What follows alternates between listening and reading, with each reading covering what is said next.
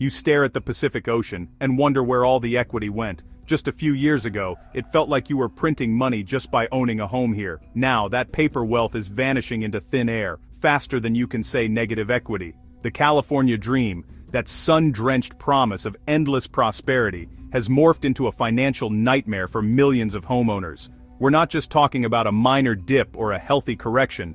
We're looking at the early signs of a 2026 correction that could make 2008 look like a minor speed bump. The data doesn't lie. Inventory is piling up on the market like a Black Friday sale nobody wants, and buyers have vanished, scared off by impossible interest rates and economic uncertainty. So, what I want to do today is take you on a deep dive into the top 10 California cities where home prices are falling the fastest. This isn't just about numbers on a spreadsheet. This is about understanding the real-world impact on communities and homeowners.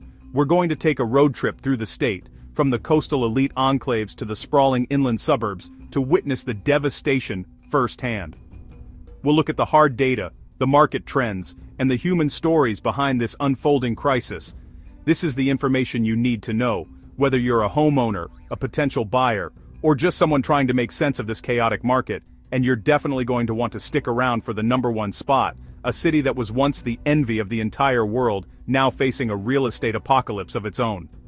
As a special note, pay close attention when we get to number 7, a desert oasis that went from an Airbnb gold mine to a foreclosure graveyard almost overnight. It's a cautionary tale you won't want to miss. If you appreciate honest, no-nonsense market data, do me a huge favor and smash that like button, subscribe for more content just like this, and let me know in the comments if you think buying in California is still worth the risk. Alright, buckle up and keep your eyes on the road. Let's start our journey down the coast to our first location. Our journey begins in what many consider the American Riviera, Santa Barbara. This place is the postcard image of California wealth, pristine beaches, sprawling estates, and a lifestyle that screams exclusivity. But beneath that glossy veneer, a serious crisis is brewing, one that's sending shockwaves through the local market. The biggest monster hiding in the closet here is the insurance crisis. With the constant threat of wildfires and mudslides, major insurance companies have pulled out of the state, leaving homeowners with astronomically high premiums, if they can even get coverage at all. We're talking about homeowners who used to pay a few thousand a year, now getting quotes for $15,000, $20,000, or even more. This isn't just an inconvenience, it's a fundamental breakdown of the financial ecosystem that props up the housing market. Banks won't issue a mortgage without insurance, so this problem effectively freezes a huge portion of potential buyers out of the market entirely. Homeowners looking to sell are finding their buyer pool has evaporated, they're stuck, and when you have motivated sellers who can't offload their properties, they have no choice but to start slashing prices. It's simple supply and demand, and right now, the supply is starting to overwhelm a very crippled demand. The mood here has shifted dramatically. The casual confidence of homeowners has been replaced by a quiet panic. You can feel it when you talk to real estate agents, who are now advising clients to get creative with their listings. That's agent speak for prepare to take a haircut. The numbers back this up with brutal clarity. We're seeing a 12% drop in median home prices year over year. That's a 6-figure loss on the average home here. It's a staggering decline for a market that was considered bulletproof just 24 months ago. Even more telling is the inventory surge. The number of homes for sale has skyrocketed by 45%. These aren't just new listings, they're properties that are sitting and sitting and sitting. Days on market, a key health indicator, have more than doubled. Homes that would have sparked a bidding war in 2021 are now languishing for months, collecting dust and price cuts. This glut of inventory is creating a doom loop. The more homes that sit, the more sellers are forced to lower prices, which in turn spooks the few remaining buyers. And it's not just the for-sale market that's feeling the pain. The rental market, often seen as a safe haven, is also showing signs of weakness. We're seeing an 8% rental vacancy rate, the highest it's been in over a decade. Landlords who bought properties at the peak, banking on ever-increasing rents to cover their massive mortgages, are now facing the grim reality of empty units and falling rental income. Santa Barbara is our number 10, but it's a powerful warning shot for what's happening across the entire state. When even the rich can't afford to live in paradise, you know the foundation is cracking. Next up, we're heading inland to the state capital, Sacramento. This city became the poster child for the pandemic housing boom. As remote work took hold, Bay Area tech workers fled their tiny, overpriced apartments and descended on Sacramento in droves, cash in hand. They saw affordable single-family homes with backyards and sparked a bidding war frenzy that sent prices into the stratosphere. For a while, it seemed like the party would never end. Real estate agents were heroes, and anyone who owned a home felt like a genius. But now, the hangover is setting in, and it is severe. The biggest driver of this reversal is the great return-to-office mandate. Companies in the Bay Area are demanding their employees come back, at least for a few days a week. That 3-hour commute from Sacramento to San Francisco, which seemed manageable when you only had to do it once a month, is now a soul-crushing, gas-guzzling nightmare. The very trend that fueled Sacramento's boom is now working in reverse. People are being forced to move back closer to their jobs, and that means a flood of must-sell listings is hitting the market. This pressure is showing up in the price data. We're looking at a 9.5% drop in the median home price. But the more frightening statistic is the 22% jump in foreclosure filings. These aren't strategic defaults. These are families who bought at the absolute peak with minimal down payments and are now underwater. They can't sell without bringing cash to the closing table, and with rising unemployment in the region, they can't afford the payments. It's a tragic, predictable outcome of a market that was driven by FOMO instead of fundamentals. Affordability is now at an all-time low. The California Association of Realtors Affordability Index for Sacramento sits at a dismal 16%. That means only 16% of the households in the area can actually afford to buy a median-priced home. Think about that. The vast majority of the local population is completely priced out. The market is now almost entirely dependent on outside money, and that money is drying up. New construction has also hit a wall, with building permits dropping by 18% as builders see the writing on the wall and slam the brakes on new projects. Finally, let's talk about the investors. During the boom, investors made up a huge chunk of the buyers, snapping up properties to turn into rentals. Now, they're heading for the exits. We've seen a 35% pullout of investor capital from the Sacramento market. They see the falling prices and softening rents and realize the easy money is gone. This mass exodus adds even more inventory to an already saturated market, accelerating the downward price spiral. Sacramento's story is a classic boom and bust cycle, a painful lesson in what happens when speculative fever overtakes economic reality. Our road trip now takes us deep into the Central Valley to Fresno. Unlike the coastal cities or even Sacramento, Fresno's market isn't driven by tech money or lifestyle buyers. This is a market that is deeply tied to the local economy, particularly agriculture and logistics. And right now, that local economy is showing major signs of stress, which is translating directly into a housing downturn. The fundamentals here were never strong enough to support the price explosion we saw during the pandemic, and now we're seeing a painful correction back to reality.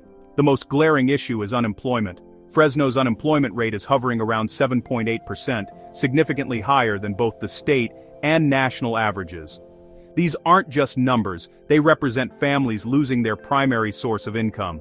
When you're worried about putting food on the table, paying an inflated mortgage becomes an impossible burden. This economic strain is the primary driver behind the housing market's weakness. There isn't a strong enough job market to support the home values that were reached in 2021 and 2022.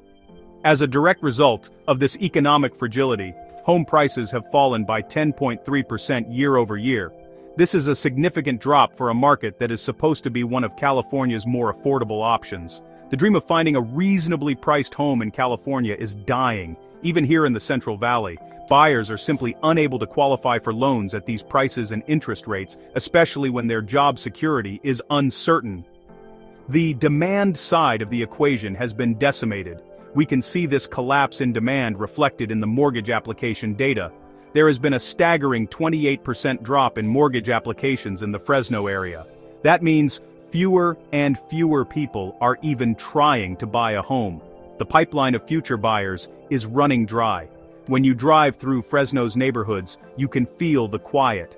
The open house signs that were everywhere 2 years ago are now few and far between. The frenetic energy has been replaced by a sense of stagnation and uncertainty. This isn't a market being corrected by remote work trends or an insurance crisis.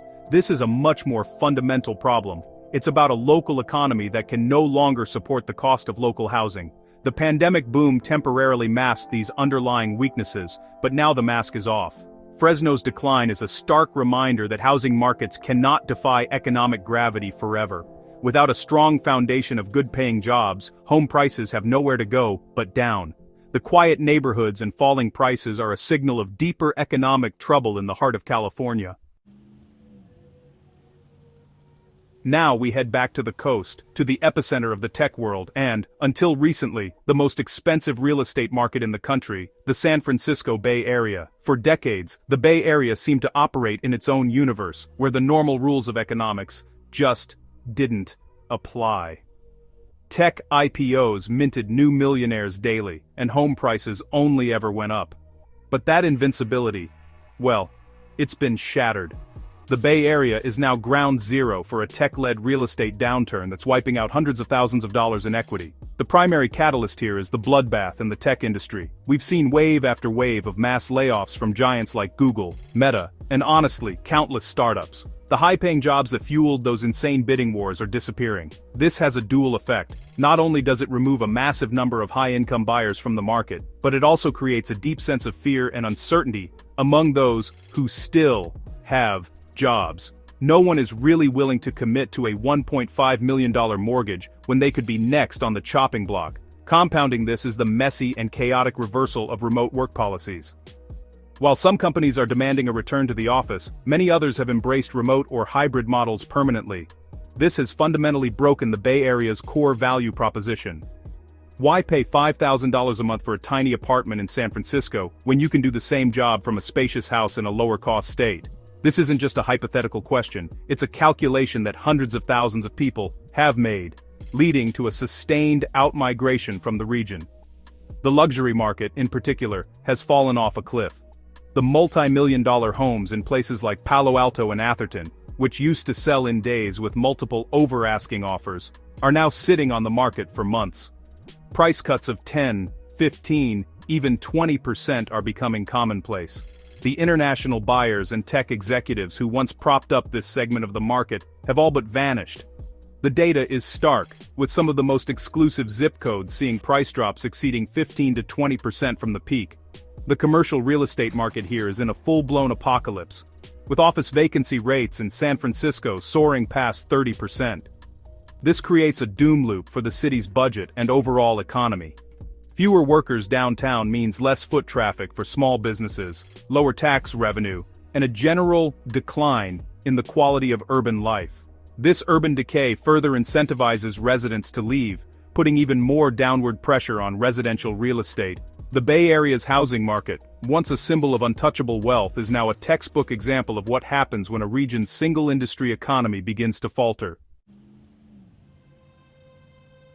From the tech capital, we drive south on the 5 to the entertainment capital of the world, Los Angeles. LA has always been a market of extremes, with sprawling celebrity mansions in the hills and dense working-class neighborhoods in the flats. Like the Bay Area, it long seemed immune to downturns, buoyed by a constant influx of people chasing their dreams. But the dream is, honestly, becoming increasingly difficult to afford, and several key pillars of the LA economy are starting to wobble, sending tremors through its vast and diverse housing market. A major factor is the slowdown in the entertainment industry. The prolonged writer and actor strikes of 2023 had a massive lingering impact that is still being felt today. It wasn't just the high-profile actors and writers who lost income, it was the entire ecosystem of grips, caterers, drivers, and support staff. This put a huge strain on household finances across the county, and that strain is now manifesting as housing market weakness. People are being forced to sell, and there are fewer buyers with stable, high-paying industry jobs to replace them. Just like in Santa Barbara, the insurance crisis is hitting LA's hillside communities particularly hard. Areas like Malibu, Topanga Canyon, and the Hollywood Hills are facing the same nightmare of non-renewals and exorbitant premiums. A multi-million-dollar home with a view is a lot less attractive when you can't get fire insurance for it, or when the policy costs more than your property taxes. This is effectively redlining entire communities, cratering demand and forcing sellers to slash prices to attract the few cash buyers willing to take on that risk.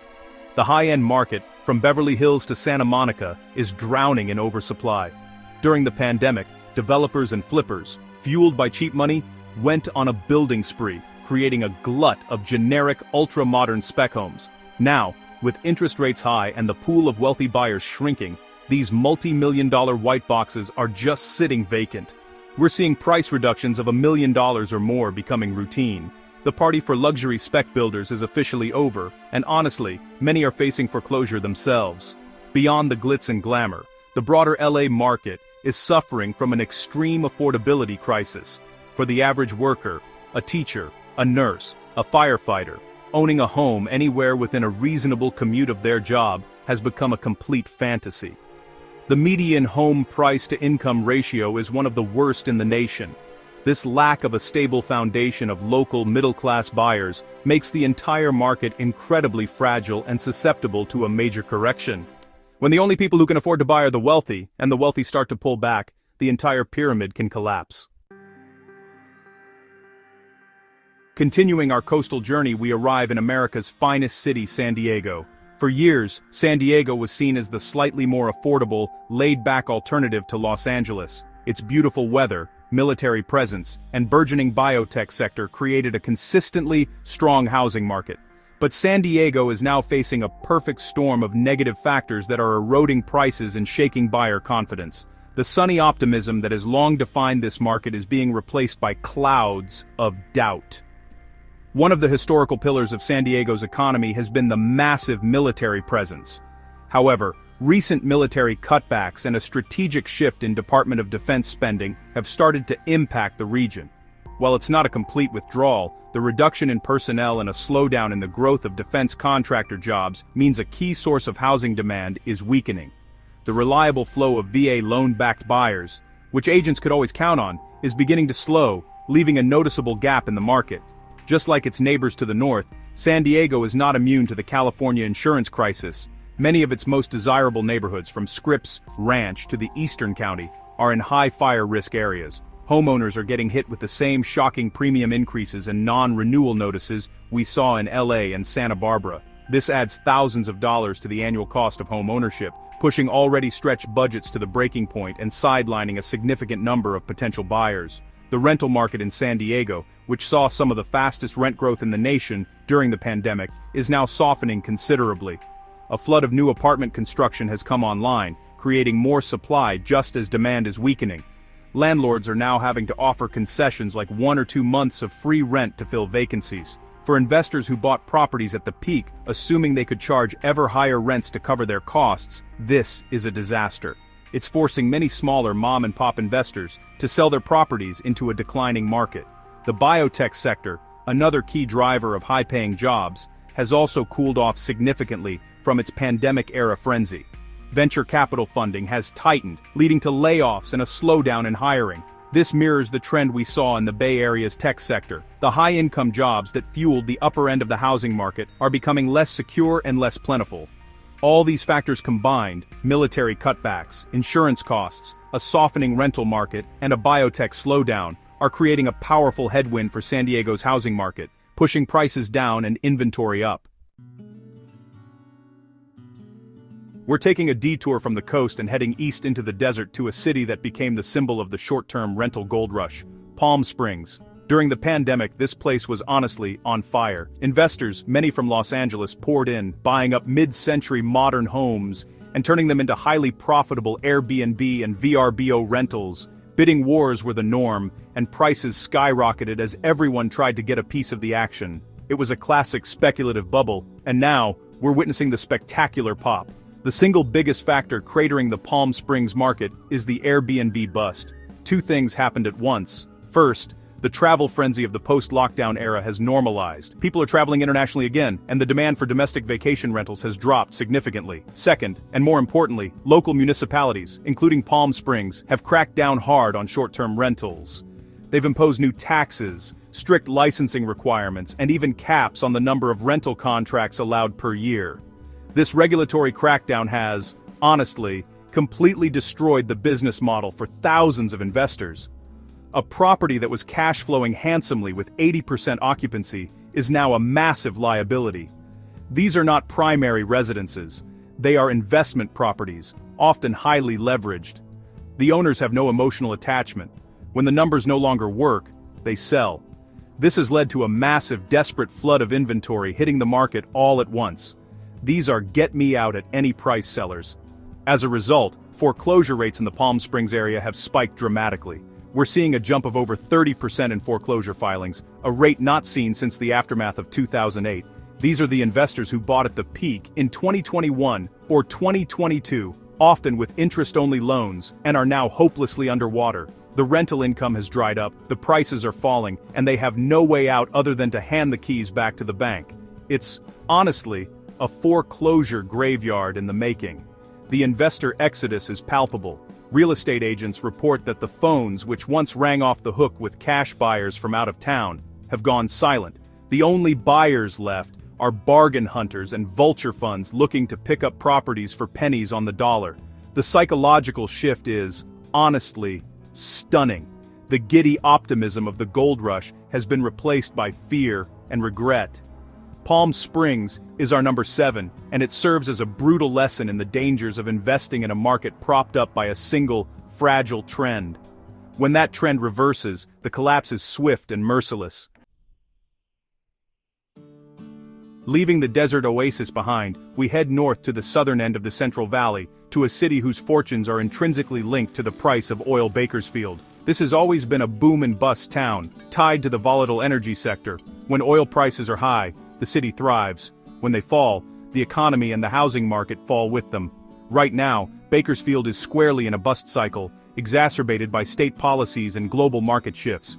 The primary driver here is the volatility in the oil market and, more specifically, California's aggressive policies aimed at phasing out fossil fuels. The state has been making it increasingly difficult and expensive to drill for oil, leading to a decline in production and significant job losses in the energy sector, which is the backbone of Bakersfield's economy. These aren't just a few jobs. These are thousands of high-paying, blue-collar jobs that support families and drive local spending. When the rigs stop drilling, the entire local economy feels the pain. This economic distress is reflected in the housing data. Bakersfield has seen one of the sharpest increases in foreclosure rates in the entire state. These are families who have lost their jobs in the oil fields and can no longer keep up with their mortgage payments. The local job market isn't diverse enough to absorb these workers, leaving many with no choice but to default. The rising tide of foreclosures puts immense downward pressure on home values for everyone, as bank-owned properties are often sold at a steep discount. Because of the economic uncertainty, demand for housing has collapsed. Lenders are becoming extremely cautious about underwriting loans in an area with such a high concentration of employment in a declining industry. It's a classic case of elevated risk. This makes it harder for the few remaining buyers to secure financing. The result is a market with a growing supply of homes for sale and a shrinking pool of qualified buyers, a recipe for significant price drops. Unlike the coastal cities, Bakersfield can't fall back on tech, tourism, or lifestyle appeal. Its value proposition is affordable living supported by steady, industrial jobs. With that foundation crumbling, the housing market has lost its footing. The mood in the city is one of resignation. They've been through these bust cycles before, but this one feels different. It feels more permanent, driven by a structural shift away from the industry that built the city. Bakersfield's struggles are a powerful example of how housing is downstream from the local economy.